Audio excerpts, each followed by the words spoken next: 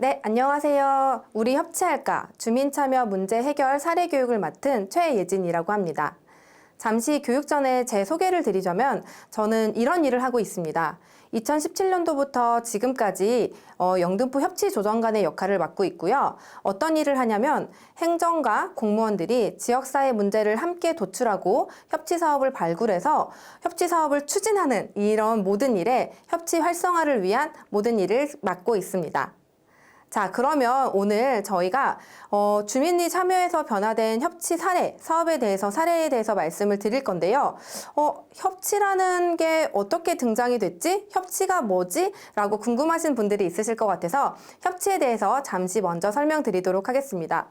협치가 등장하게 된 배경이 뭘까요? 네, 바로 문제 해결의 방식이 변화가 돼서 그렇습니다. 새로운 사회 문제가 도출이 되고 그거를 해결하기 위한 공공의 역할이 변화가 됐습니다. 그러다 보니 문제를 바라보는 시각도 해결 방식도 가치관도 바뀌어져야 합니다. 그러면 어떤 문제가 있었을까요? 자, 기존에도 문제였고 갈수록 심각해지는 폐기물이나 환경오염의 문제도 있고요.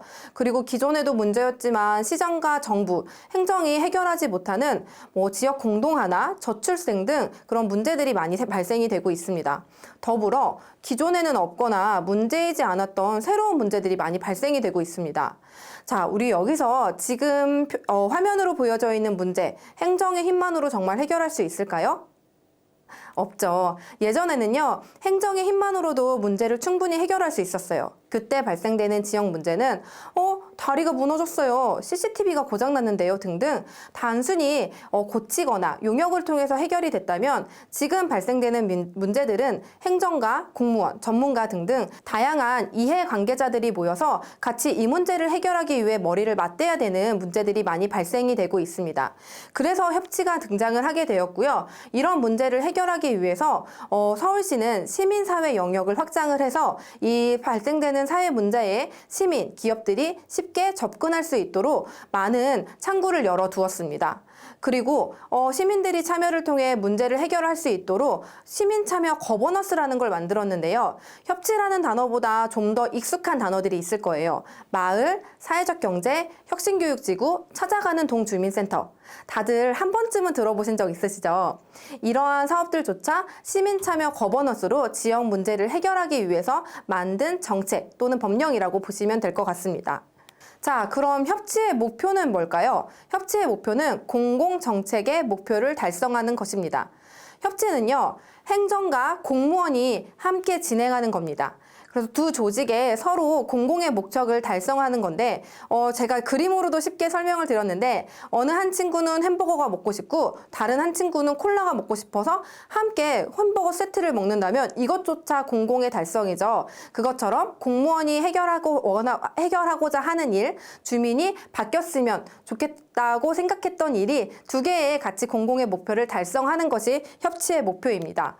더불어 제가 아까 주인공이 공무원과 그 다음에 주민이라고 말씀을 드렸는데 민관 협치뿐만 아니라 민민협치, 시민사회분들끼리의 협치, 그리고 또 한 번쯤은 들어보신 적이 있을 거예요. 부서 간의 칸막이가 좀 없을 수 있는 관관협치, 이 세 가지의 분야를 다양하게 소통할 수 있도록 하는 게 저희 협치의 목표입니다. 네, 마지막으로 가장 큰 목표인데 협치는 사업이 아니라 문화로 정착을 하기 위한 사업입니다. 주민분들의 의견을 듣는 게 협치 사업이기 때문에 꼭 해야 돼요 이러는 게 아니라 어떠한 사업을 수행을 했을 때 그럼 우리 이거는 주민들의 의견을 들어볼까라는 그런 문화를 장착하기 위한 시작이라고 보시면 될 것 같습니다. 서울시는요, 처음부터 주민이나 시민분들이 이렇게 지역사회에 개입을 할 수 있도록 단계별로 접근할 수 있도록 단계를 만들었는데요. 자, 첫 번째는 정보 제공입니다. 우리 이런 사업 할 거예요 라고 먼저 주민분들에게 알렸고요. 그 다음에는 이런 사업을 통해서 어떤 의견들이 있을까요? 라는 설문지나 공청회 같은 걸 진행을 했습니다. 그런 다음에 회의 테이블로 시민이나 주민을 개입을 시켜서 어떤 형식으로 하면 좋을지에 대한 의견을 들었고요. 나중에는 자, 그럼 우리 협업을 통해서 함께 해봅시다 라는 협업의 단계로 도달을 했습니다. 지금 현재는 예산까지도 주민분들이 사용할 수 있도록 권한 부여인 마지막 단계로 도달하고 있습니다. 협치는 가장 저는 이렇게 말씀을 드리고 싶은 건 우리 지역사회 문제나 아니면 서로 다른 두 조직들이 만나게 되면 갈등이 발생이 되기 마련인데 그 갈등을 가능성으로 바꾸는 것이 바로 우리 협치의 중요한 기능이 아닐까라는 생각이 드는데요. 그러면 주민참여 협치를 통해서 지역 문제가 어떻게 해결이 됐지? 어떻게 주민이 참여가 되면 문제 해결이 어떻게 달라질까라는 형식을 제가 3가지 사례를 통해서 말씀을 드리도록 하겠습니다. 제일 처음은 보이는 소화기입니다. 보이는 소화기. 아마 많이들 들어보신 적 있고 한 번쯤은 보신 적도 있으실 것 같은데요. 저희가 협치 사업을 합니다. 협치 의제를 발굴하겠습니다. 라고 처음에 얘기를 했을 때 한 주민이 이런 의제를 제안을 했습니다. 물레동 철공소에서 근무하고 있었던 분이신데요.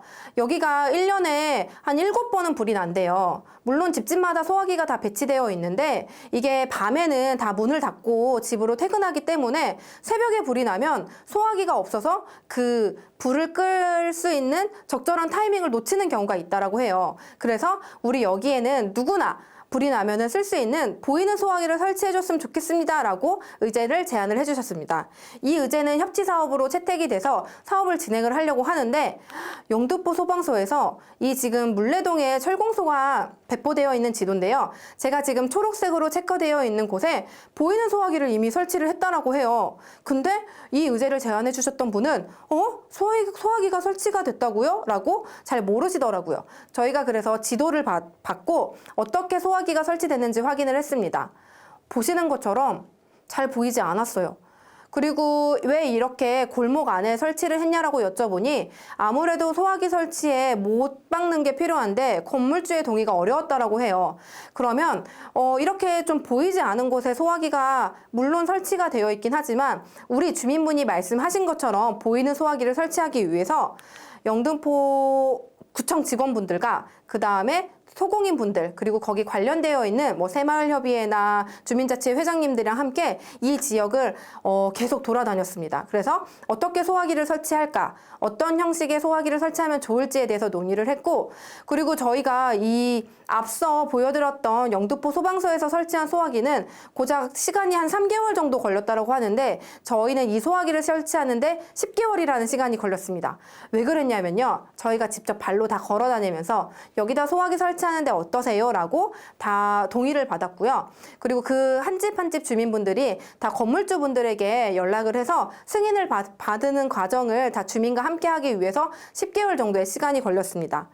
그리고 이거는 제가 좀 아쉬워서 늘 항상 보여드리기만 하는데요.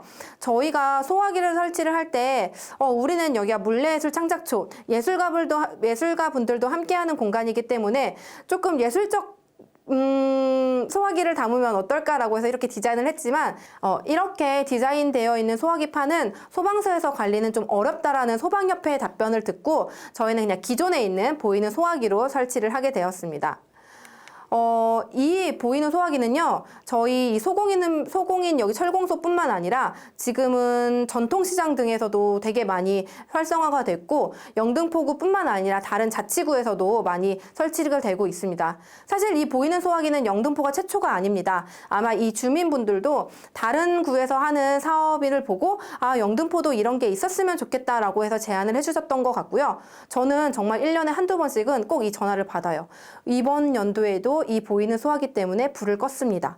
네, 확실히 주민분들의 의견을 듣고 또 소화기가 어디 설치가 되어 있는지 아니까 거기서 거주하고 있는 분들은 불이 나면 맞다, 소화기 거기 있지 하고 바로바로 사용을 하실 수 있는 것 같고요. 또 이게 행정하고 같이 협업을 하다 보니까 사용된 소화기는 저희 행정이 영등포 소방서와 같이 협업을 통해서 사용된 소화기를 바로 보충해주는 역할도 진행을 하고 있습니다. 자, 두 번째 사례입니다. 문화예술 거리 조성. 이런 가게 한 번쯤 보신 적 있을까요? 아마 한 번쯤은 보신 적 있을 것 같은데 정확한 명칭은 모르겠어요. 맥양집이라고도 하고 방석집이라고도 하는데 저희는 이걸 나쁜 카페라고 부르기로 하겠습니다. 이렇게 나쁜 카페가 많이 있는 지역은 왠지 지역도 어두컴컴하고 아이들이 지나가기에도 좀 어렵고 그래요. 그래서 한 주민분들이 이거를 제안을 했습니다. 여기를 차라리 구청이나 시청에서 임대를 해주면 이 안에 청년이나 여성기업 그리고 사회적 기업들이 들어가서 골목을 조금 재탄생해보면 어떨까요? 라는 의제를 제안을 해주셨는데요. 지금 여기는 도봉구 방학천이고요. 그렇게 주민분들이 참여를 해서 진행했더니 이 공간이 이렇게 바뀌었습니다. 어때요? 아까 제가 처음 보여드렸던 나프 카페가 있던 공간이라고 생각이 드세요? 안 들죠. 이 사업은요, 제가 보기로는 금천에서 가장 먼저 시작을 했던 것 같아요. 여기는 거리가 아니라 이렇게 노래방, 지하에 있는 방치되어 있는 노래방을 주민 소통 공간처럼 나라랜드라는 걸 만들어서 그 공간을 대탄생을 했던 사례가 있었는데 저희 영등포구도 지금 현재 이 사업을 진행을 하고 있습니다. 아까 처음에 보여드렸던 도봉구처럼 저희도 이런 나쁜 카페들이 있었는데 이거를 뭐 주민 동네 책방이나 뭐 갤러리 그리고 뭐 사회적 기업분들이나 그리고 꼭 청년들뿐만 아니에요. 뭐 공방을 하고 싶어하는 작가님들 이런 분들을 소통을 해서 다양한 기업들이 입주가 되니까 확실히 골목이 많이 변했습니다. 딱 밝아지는 것도 느끼시죠? 그리고 지금은 현재 코로나 때문에 잘 하지는 못했지만 마을축제도 이 골목에서 열 수 있게 되었습니다. 얼마나 많이 달라졌냐면요. 정말 그 거리를 걸으면 예전에 여기가 이런 공간이었었나 라고 생각할 정도로 많이 달라졌어요. 그리고 간판 개선 사업을 통해서도 주민분들이 걷고 싶은 그런 거리로 동네로 탈바꿈되어 있었고요. 그리고 확실히 이렇게 나쁜 카페들이 없어지고 이렇게 변화가 되는 모습도 볼 수 있습니다. 이거 행정의 힘만으로는 많이 어려운 사업이기도 합니다.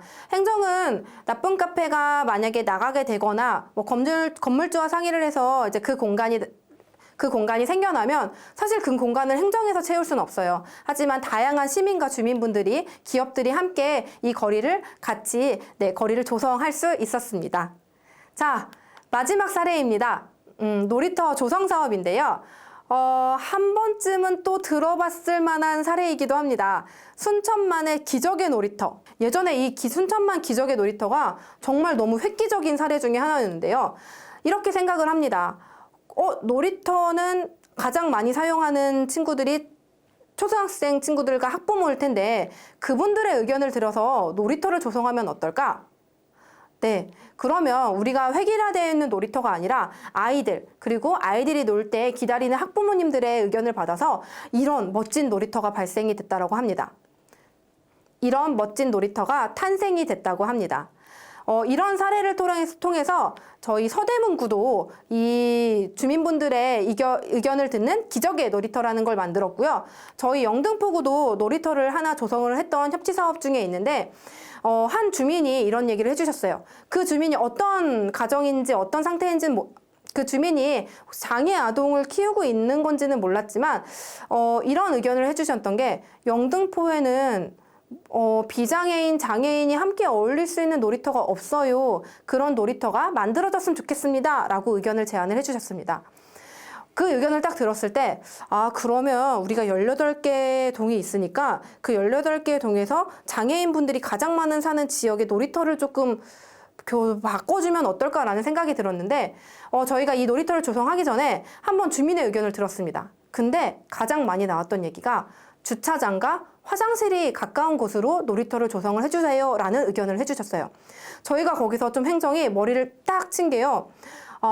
그치. 휠체어를 끌고 오는 친구분들이나 놀이터를 오고 싶어 하는 사람분들은 휠체어를 끌고 멀리 오는 것보다 차로 오는 게 더 편하겠구나. 그리고 정말 화장실이 가까워야 되겠구나. 라고 해서, 장소 선정부터 이 안에 놀이터에 있는 구성되어 있는 놀이물 시설도 같이 함께 논의를 했는데 너무 휠체어만 끌거나 아니면 장애 아동들만 위한 놀이터면 그게 더 너무 싫다라는 거예요. 그래서 모두의 놀이터로 같이 함께 어울릴 수 있는 만한 놀이터고 그 다음에 또 휠체어가 아닌 유모차 그리고 뭐 그런 바퀴를 이 바퀴가 달린 기구를 사용을 해야 되는 그러니까 꼭 장애인뿐만 아니라 어린아이도 유모차를 사용하잖아요. 이렇게 바퀴로서 많이 같이 갈 수 있는 그런 놀이터를 조성해달라고 해서 저희 영등포구도 그 영등포구청 앞에 모두의 놀이터라는 거를 조성을 하게 되었습니다.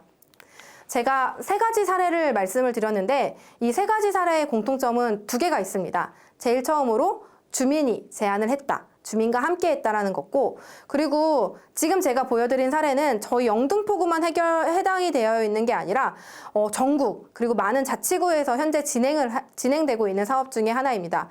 이 사업들은요, 처음부터 확장을 생각하고 제안하거나 실행된 사업이 아니고요. 사례들이 너무 좋다 보니까 이렇게 민들레 홀씨처럼 퍼져나간 사업입니다. 이게 앞서 드렸던 사업들은 정말 행정의 힘 아니면 해결하지 못했을 사업들 중에 하나예요. 그래서 주민분들의 많은 참여와 그리고 협업, 개입을 통해서 진행된 사업의 사례라고 볼 수 있을 것 같습니다. 자, 이상으로 제 강의는 마치고요. 혹시 사례에 대해서 더 궁금하신 분들은요, 지금 제가 앞서 드린 보이는 소화기, 그다음에 거리 조성, 문화예술 거리 조성, 그리고 기적의 놀이터, 이렇게 검색만 해주시면 다양한 사례에 대해서 조금 더 검색해 보실 수 있으니 검색해서 보시면 좋을 것 같습니다. 그럼 이상으로 저는 강의를 마치겠습니다. 감사합니다.